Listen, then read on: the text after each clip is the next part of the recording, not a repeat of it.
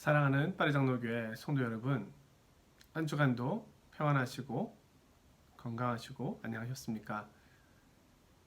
이제 9월이 시작되면서 학교도 새롭게 개강이 되고 또 바캉스의 시즌도 지나가고 이제 일상으로 다시금 돌아오게 되었습니다.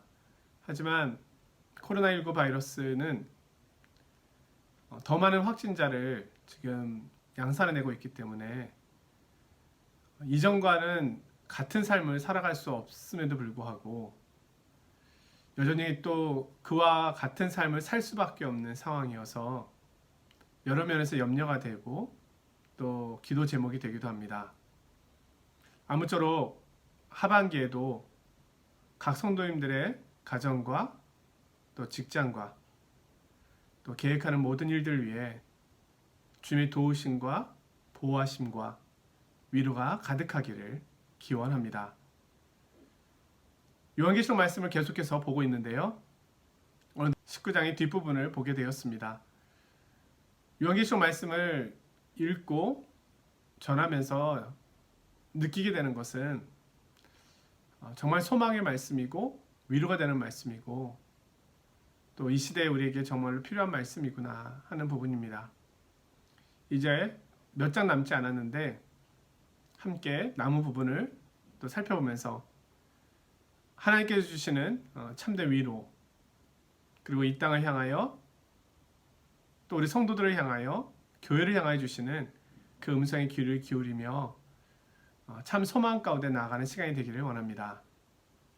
오늘은 요한계시록 19장 17절에서 21절까지의 본문을 가지고 짐승과 거짓 선지자의 멸망에 대한 부분을 보도록 하겠습니다. 먼저 제가 본문 말씀을 읽도록 하겠습니다. 또 내가 보니 한 천사가 태양 안에 서서 공중에 나는 모든 새를 향하여 큰 음성으로 외쳐 이르되 와서 하나님의 큰 잔치에 모여 왕들의 살과 장군들의 살과 장사들의 살과 말들과 그것을 탄 자들의 살과 자유인들이나 종들이나 작은 자나 큰 자나 모든 자의 살을 먹으라 하더라. 또 내가 보매 그 짐승과 땅의 임금들과 그들의 군대들이 모여 그 말 탄 자와 그의 군대와 더불어 전쟁을 일으키다가 짐승이 잡히고 그 앞에서 표적을 행하던 거짓 선지자도 함께 잡혔으니 이는 짐승의 표를 받고 그의 우상에게 경배하던 자들을 표적으로 미혹하던 자라. 이 둘이 산채로 유황불 붙는 못에 던져지고 그 나머지는 말탄 자의 입으로부터 나오는 검의 죽음에 모든 새가 그들의 살로 배불리더라. 아멘. 백마를 타신 예수님과 그의 군대들과 짐승의 군대가 싸우는 장면이 오늘 본문에 묘사되어 있습니다. 우리는 결과를 알고 있습니다. 예수님의 완전한 승리입니다. 그런 의미에서 이 싸움은 누가 이길지 모르는 그런 싸움이 아니라 이미 승리가 정해진 싸움이고, 그리고 여기서 말하는 싸움은 예수 그리스도의 심판이라고 볼 수 있습니다. 예수님의 승리와 짐승의 패배는 너무도 확실하기 때문에 한 천사가 나와서 전쟁이 시작하기도 전에 짐승의 군대가 패했음을 외치고 있습니다. 오늘 본문의 17절, 18절인데요. 와서 하나님의 큰 잔치에 모여 왕들의 살과 장군들의 살과 장사들의 살과 말들과 그것을 탄 자들의 살과 자유인이나 종들이나 작은 자나 큰 자나 모든 자의 살을 먹으라 하더라.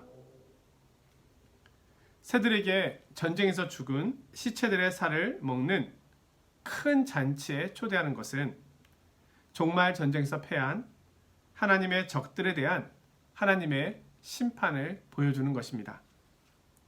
이처럼 적들은 완전히 패배할 것이고 완전하게 심판받을 것임을 예고해주고 계십니다.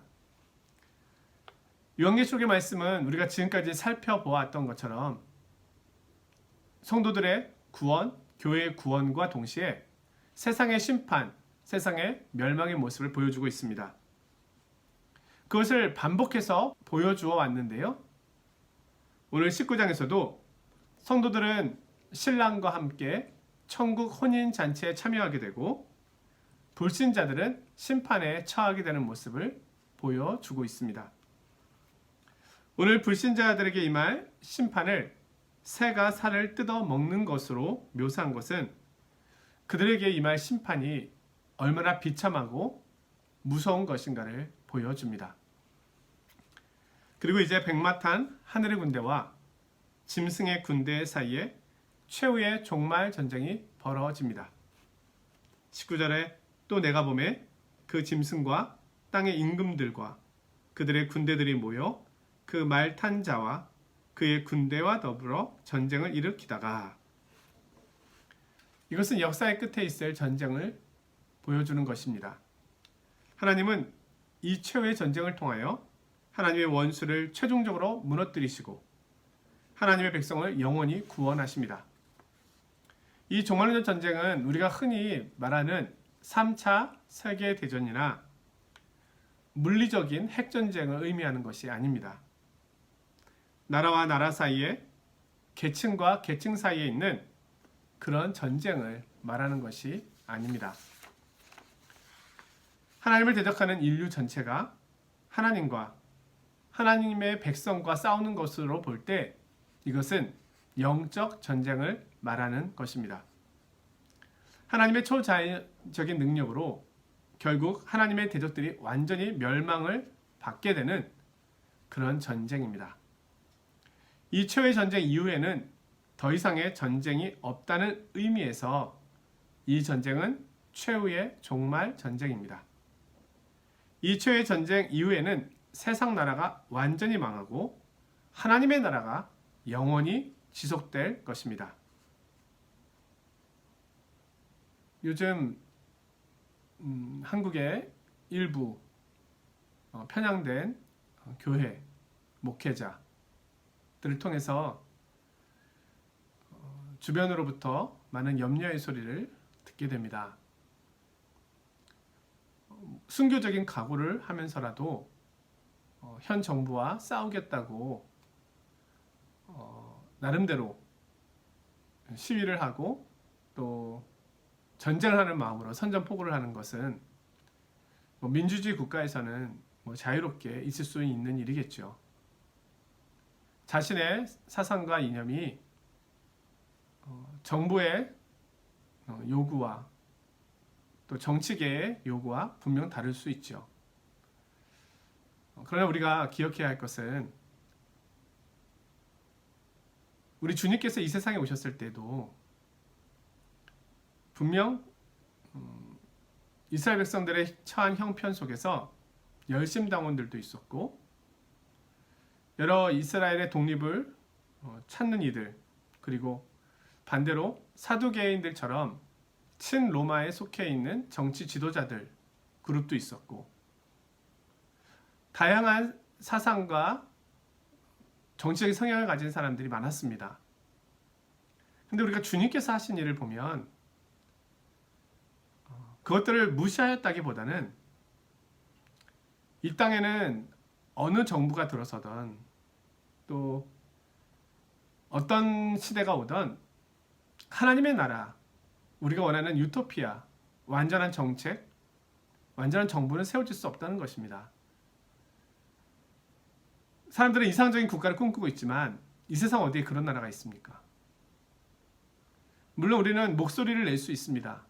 그러나 잊지 말아야 할 것은 특별히 교회에 있어서는 우리 주님께서 하신 일이 무엇인가에 더 초점을 보아야 한다는 것입니다. 주님은 좌익, 우익 이렇게 편가르기를 하신 적이 없고 하나님의 나라로 그들을 모두 모으셨다는 것입니다.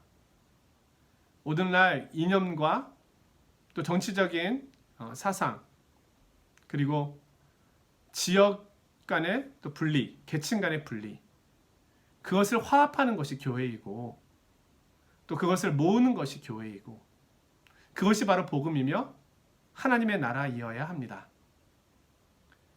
지금은 일제 강점기나 공산치하에 있었던 시대하고는 차이가 있습니다. 지금 우리가 해야 할 일은 흩어져 있고 분리되어 있는 사람들을 복음 앞에 하나로 모으는 일입니다. 무엇보다도 중요한 것이 이것이다. 이 우선순위를 잊지 말아야 하겠습니다. 결국 최후의 전쟁은 영적인 전쟁입니다. 하나님 나라에 가면 사상과 이데올로기가 다른 사람들이 다 모여 있을 것입니다. 교파가 다른 사람들이 다 모여 있을 것입니다. 하나님 나라에서 하나된 모습으로 있을 것입니다.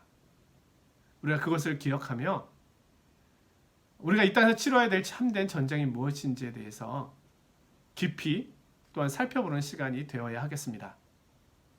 주님께서는 가이사의 것은 가이사에게, 하나님의 것은 하나님께 드리라고 하였는데요.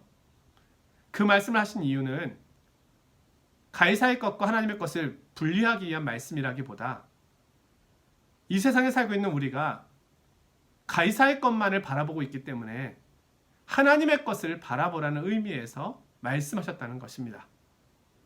그런 의미에서 우리가 요한계시를 통하여 우리에게 궁극적으로 주시려고 하시는 이 시대의 말씀이 무엇인지 더 분명히 귀를 기울여 보아야 하겠습니다. 백마탄 예수님과 짐승의 최후 종말 전쟁은 이미 계시록 16장 12, 16절에서 설명된 아마겟돈 전쟁과 동일한 전쟁입니다.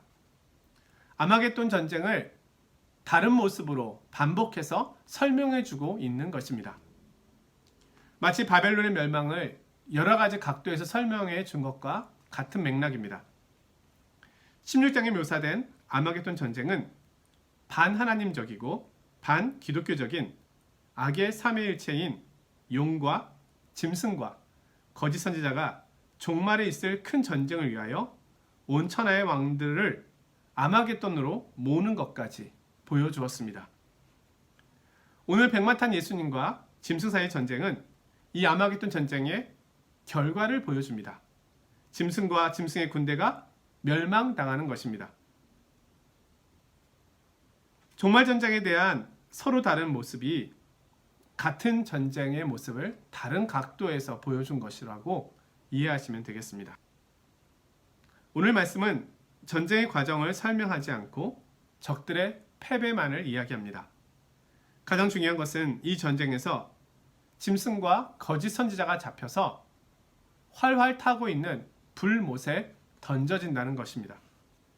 12장, 13장에서 본 것처럼 짐승과 거짓 선지자는 바다에서 나온 짐승과 땅에서 나온 짐승을 말합니다. 이들은 사탄인 붉은 용과 함께 악의 삼위일체를 구성하는 존재입니다. 짐승과 거짓 선지자는 특정한 개인을 지칭하는 것이 아니라 하나님과 교회를 대적하는 사탄의 도구로 사용되는 반하나님적이고 반기독교적인 악의 세력을 총칭하는 말입니다. 즉 짐승은 하나님과 교회를 대적하는 세상의 정치 세력을 말하는 것이고 거짓 선지자는 사람들을 미혹해서 짐승을 숭배하게 하는 세상의 종교 세력을 상징합니다.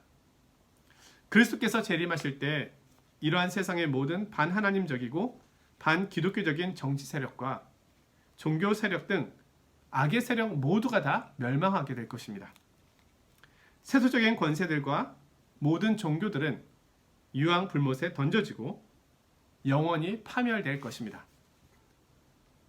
교회 역사를 보면 언제나 사탄의 하수인 노릇을 한 반기독교적인 악의 세력들이 있었습니다. 그러나 이러한 악의 세력은 반드시 심판을 받고 멸망을 받는다는 것입니다. 그러므로 성도들은 그리스도의 재림에 대한 소망을 가져야 합니다. 전 세계에서 교회를 여전히 대적하고 있는 많은 사상과 또 많은 국가, 정치적인 시스템들이 있습니다. 그들은 잠시 자신들이 가지고 있는 힘을 통해서 자신들이 지속적으로 영원히 흥왕할 것이라고 생각하고 있지만 그러나 주님의 재림은 그 모든 것을 아니라고 분명하게 심판하실 것입니다. 우리 성도님들은 그러한 사실을 알고 가기 때문에 이런 형편에 있다 하더라도 인내하며 끝까지 견디어 나아가야 하겠습니다. 우리는 짐승의 표를 받은 사람들의 멸망과 큰 음녀 바벨론의 멸망, 그리고 첫째 짐승과 둘째 짐승의 멸망을 보았습니다. 그러나 아직 하나가 남아 있는데요. 이 하나는 특별한 취급을 받습니다. 왜냐하면 악의 우두머리거든요. 20장에 가면 새로운 부분이 시작되는데 거기에 최후의 심판과 사탄 자신, 그의 멸망의 모습이 나타납니다. 그는 파멸의 못으로 끌려가 영원한 징벌 위에 던져집니다. 그 최후의 대적이 심판받고 멸망받게 됩니다. 그리고 요한계시록 21장, 22장에 나오는 의인이 거하는 바, 새 하늘과 새 땅, 그 묘사가 나옵니다. 그 속에서 우리는 그리스도의 백성이요, 교회요, 그리스도의 신부로서 다시금 묘사되어집니다. 그리고 우리는 마지막 영광스러운 상태 속에서 영원히 살게 될 것이라고 가르쳐 줍니다. 코로나19 바이러스 또 백신이 나온다고 하는데요. 사람들은 마지막 때에 일어날 세계 정부가 세워지기 위한 과정으로 어떤 이들은 보고 마치 짐승의 표 또는 통제 수단, 그 백신에 그런 것이 있을 수 있다 해서 백신 거부 운동도 하고 있고요. 또 코로나19 바이러스 뒤에 숨어있는 세계 정부에 대한 음모론을 이야기하기도 합니다. 지난번에 잠시 말씀드린 것처럼 666이라고 하는 이 짐승의 표가 우리에게 찾아올 때 마치 자고 있는데 주사를 놓고 갔다. 나 666 표를 맞았나 보다. 세계 정부가 지향하고 있는 그 시스템 안에 들어가게 됐나 보다. 나 하나님이 심판받게 되는 거 아닌가? 그런 일은 없다는 것입니다. 우리의 신앙 고백 속에서 마지막에 성도들의 인내의 싸움이 요청되는 것이지, 우리도 모르는 사이에 나의 의지와 상관없이 어떤 표가 주어지는 것은 아닙니다. 물론 코로나19 바이러스를 통해서 지금까지 구글이나 인터넷망을 통해서 인간의 통제가 부분적으로 있었다면 이제는 더 온라인상에서 체계적으로 이루어질 수 있겠다는 그런 생각이 듭니다. 각 기업에서도 온라인을 통한 업무와 재택근무를 장려하고 있는 상황이니까는요.